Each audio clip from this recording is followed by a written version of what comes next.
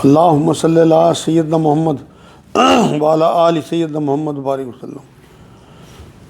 حضرت ابو رضی عقیلی رضی اللہ تعالیٰ عنہ سے روایت ہے کہ رسول اللہ صلی اللہ علیہ وسلم نے فرمایا کہ مومن کا خواب نبوت کا 46واں حصہ ہے۔ جامع ترمذی کی حدیث پاک ہے۔ مطلب جو مومن ہوتا ہے نا، سچے مومن، یہ نہیں جو آج ذکر آیا کہ میونسپلٹی کے مسلمان ہوں، بلکہ پکے سچے مومن ایمان والے، ان کا خواب جو ہے اس میں کہیں نہ کہیں حقیقت کی کوئی نہ کوئی جز ہوتا ہے۔ ہمارے خواب نہیں کہ ہم نے زیادہ کھا لیا، ڈکا رہا نہیں تو رات کو خواب آ گیا، دن میں ہم اپنی دکان پہ لگے ہوئے ہیں یا فلمیں دیکھ رہے ہیں یا ڈرامے دیکھ رہے ہیں، وہی رات کو ہیروئن ہمارے خواب میں آ رہی۔ مطلب شریعت میں کوئی خواب کی کوئی ویلیو نہیں ہے، ویسے گواہی نہیں لی جاتی، کیونکہ ہم نبی تو ہیں نہیں، نبی ہوئے خواب سچے ہوتے تھے۔ میرے پاس روز لوگ آئے جو کہیں جی ہم نے تو آپ کو خواب میں دیکھا، آپ ہماری چھت پہ آئے، آپ ہمارے کمرے میں آئے۔ کوئی فرق نہیں پڑتا، میں خود اپنے استادوں کو یا جن سے میں مطلب سیکھتا ہوں ان کو اکثر خواب میں دیکھ لیتا ہوں، لیکن اس کی ویلیو کچھ نہیں ہے۔ لیکن جو مومن ہیں، سچے مومن، ان کی جو نبی نے حدیث فرمائی۔ حضرت ابن عباس رضی اللہ تعالیٰ عنہ سے روایت ہے کہ رسول اللہ صلی اللہ علیہ وسلم نے فرمایا کہ جو شخص اپنی طرف سے بنا کر خواب بیان کرے تو قیامت کے دن اسے حکم دیا جائے گا کہ جو کے 2 دانوں کو گرا دے اور گرا دے کر جوڑے، اور یہ اس سے کبھی نہ ہو سکے گا۔ 2 دانے جو کے کوئی جوڑ نہیں سکتا، مطلب ان میں گرا نہیں لگا سکتا۔ یہ صحیح بخاری کی حدیث پاک ہے۔ مطلب خواب کی تعبیر جو ہے اس کا علم تو ہے، تبھی تو نبی اکرم صلی اللہ علیہ وسلم فجر کی نماز کے بعد پلٹ کے اور پھر لوگوں سے کہتے تھے بھائی کسی نے کوئی خواب دیکھا ہو تو وہ پوچھ لے، اور حضور تعبیر بتاتے تھے ان کی، مگر جنہیں علم نہ ہو وہ تعبیریں نہ بتائیں۔ بہت ساری کتابیں لکھی گئی اس کی تعبیر پہ، میں نہیں پڑھی ہیں الحمدللہ، مگر مجھے پھر بھی علم نہیں ہے تو میں صاف منع کر دیتا ہوں، کیونکہ اصل تو بات یہی ہے کہ اگر قرآن میں اللہ نے کہا جو تم نہیں جانتے تو اہل علم سے پوچھو، اور یہ کہہ دینا بھی ایک علم ہی ہے کہ مجھے نہیں آتا۔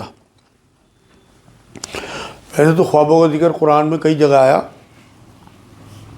سورہ یوسف ہے، اس کی 143 سے 149 نمبر آیت میں بادشاہ نے خوابی تو دیکھے تھے، جس کی تعبیر کے لیے جو ہے اس کا خادم جیل میں گیا تھا حضرت یوسف علیہ السلام کے پاس، تو وہ پورا ذکر قرآن میں آیا۔ حضرت ابو قتادہ رضی اللہ تعالیٰ عنہ سے روایت ہے کہ رسول اللہ صلی اللہ علیہ وسلم نے فرمایا کہ اچھا خواب اللہ کی طرف سے ہے اور برا خواب شیطان کی طرف سے ہے۔ پس جب تم میں سے کوئی شخص ایسا خواب دیکھے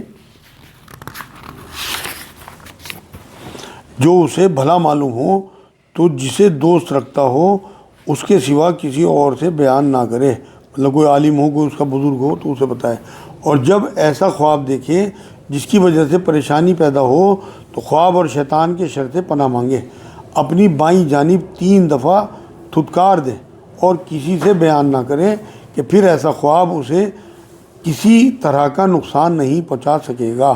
صحیح بخاری صحیح مسلم کی حدیث پاک ہے۔ یہ آپ لوگ اپنی گرہ باندھ لو کہ نبی کی حدیث ہے کہ اگر آپ نے کوئی ڈراؤنا خواب دیکھا، کوئی شیطانی خواب دیکھا تو اپنی بائیں طرف منہ کر کے 3 بار تھو کر دیا کرو، تو پھر آپ کو وہ خواب نقصان نہیں پہنچا سکتا۔ یہ نبی کی الحمدللہ بشارت ہے آپ کے لیے۔ اور اگر اچھا خواب ہو تو اس کی تعبیر آپ کسی ایسے بزرگ سے پوچھیں جنہیں خوابوں کے علم کی تعبیر کا، خوابی کی تعبیر کا علم ہو۔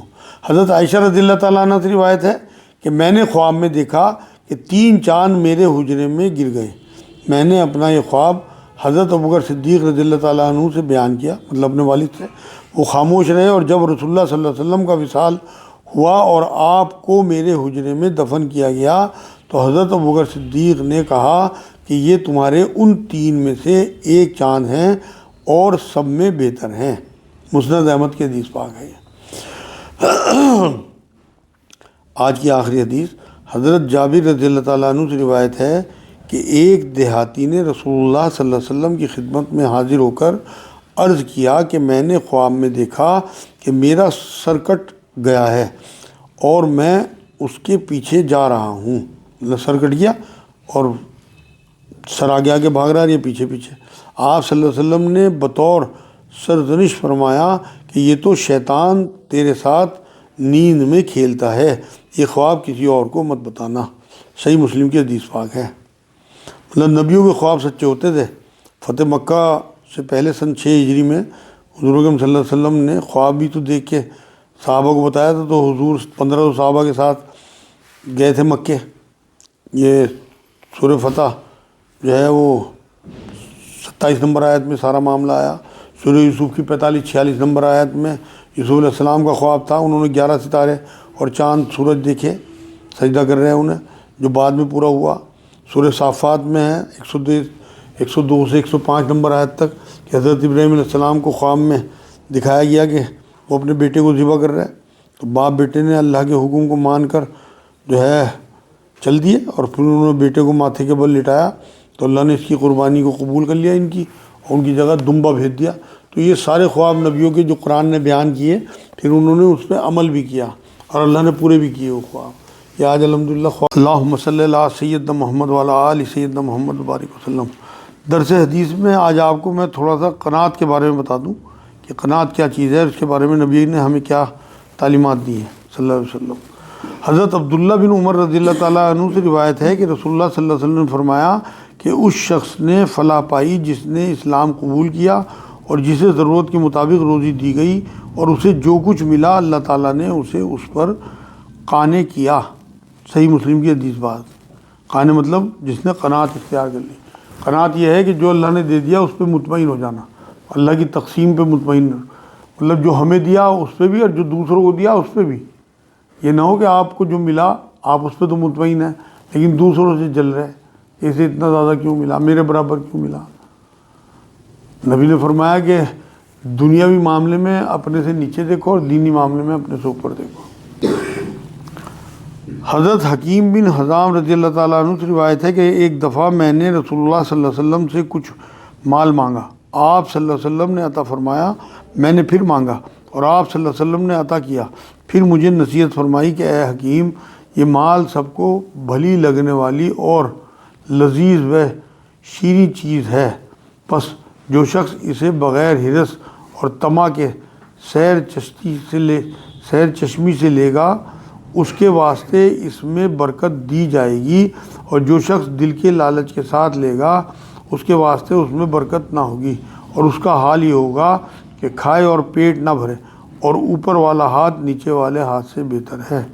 صحیح بخاری صحیح مسلم کی حدیث پاک ہے۔ مطلب انہوں نے مانگا تو حضور نے دیا انہیں 2 بار، اس کے بعد لیکن یہ تعلیم فرمائی کہ دینا زیادہ بہتر ہے بنسبت لینے کے۔ تو اللہ سے دعا یہی کریں کہ ہمیں اللہ اوپر والے ہاتھ والا رکھے، مانگنے والوں میں نہ رکھے۔ صحیح بخاری صحیح مسلم کی حدیث پاک ہے۔ حضرت ابو ذر غفاری رضی اللہ تعالیٰ عنہ سے روایت ہے کہ رسول اللہ صلی اللہ علیہ وسلم نے فرمایا کہ اے ابو ذر، کیا تم یہ سمجھتے ہو کہ مال زیادہ ہونے کا نام تونگری ہے؟ میں نے اس بات میں جواب دیا۔ آپ صلی اللہ علیہ وسلم نے فرمایا تو کیا تم یہ خیال کرتے ہو کہ مال کم ہونے کا نام فقیری اور محتاجی ہے؟ میں نے عرض کیا جی ہاں۔ تو آپ صلی اللہ علیہ وسلم نے کہا کہ اصلی دولت مندی دل کے اندر ہوتی ہے، اور اسی طرح اصلی محتاجی بھی دل سے تعلق رکھتی ہے، اور یہ بات آپ نے 3 مرتبہ ارشاد فرمائی۔ طبرانی کی حدیث پاک ہے۔ بات یہ ہے کہ جو اللہ ہمیں دے اس پہ ہمیں صبر کرنا چاہیے اور شاکر ہونا چاہیے اللہ کا، کیونکہ اپنے سے نیچے ہم دیکھیں گے تو ہزاروں لوگ ایسے ہیں جنہیں وہ چیزیں نہیں ملی جو ہمیں ملی ہوئی ہیں۔ حضرت ابو ہریرہ رضی اللہ تعالیٰ عنہ سے روایت ہے کہ رسول اللہ صلی اللہ علیہ وسلم نے فرمایا کہ اللہ تعالیٰ کا ارشاد ہے کہ اپنے ایمان والے بندوں کے کسی پیارے کو جب میں اٹھا لوں پھر وہ ثواب کی امید میں صبر کرے تو میرے پاس اس کے لیے جنت کے سوا کوئی معاوضہ نہیں ہے۔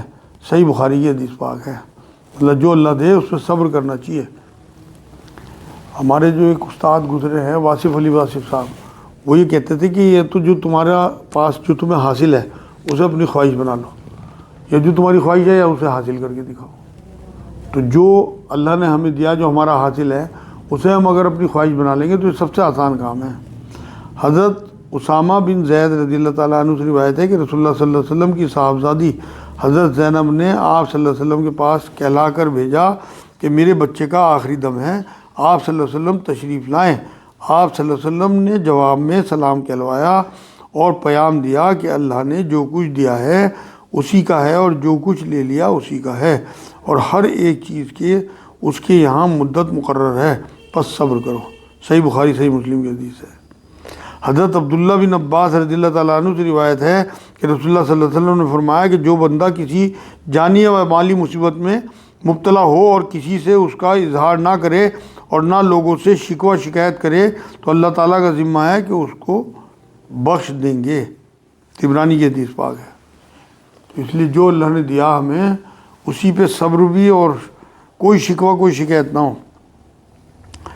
آج کی آخری حدیث حضرت ابو امامہ رضی اللہ تعالیٰ عنہ سے روایت ہے کہ رسول اللہ صلی اللہ علیہ وسلم نے فرمایا کہ اللہ تعالیٰ کے ارشاد ہے کہ اے فرزند آدم، اگر تو نے شروع صدمے میں صبر کیا اور میری رضا اور ثواب کی نیت کی تو میں تجھے جنت عطا کر کے ہی راضی ہوں گا۔ سنن ابن ماجہ کی حدیث پاک ہے۔ مطلب صبر جو ہے، وہ جو قناعت ہے وہ شروع میں ہی کرنی ہے۔ یہ نہ ہو کہ ہائے توبہ مچا کے جب کچھ بھی نہ کر سکے تو کہہ دیا ہم نے تو صبر کر لیا۔ صبر یہ ہے کہ اللہ نے جو چیز آپ کے لیے مناسب سمجھی وہ آپ کو دی، جو چیز مناسب نہیں سمجھی وہ آپ سے لے لی، آپ کا نقصان کرا دیا۔ تو اس ٹائم آپ کے اندر قناعت اور صبر ہونا چاہیے کہ جو اللہ نے دیا وہ ٹھیک ہے، جو اللہ نے لے لیا وہ بھی ٹھیک ہے۔ تو یہ آج الحمدللہ قناعت سے متعلق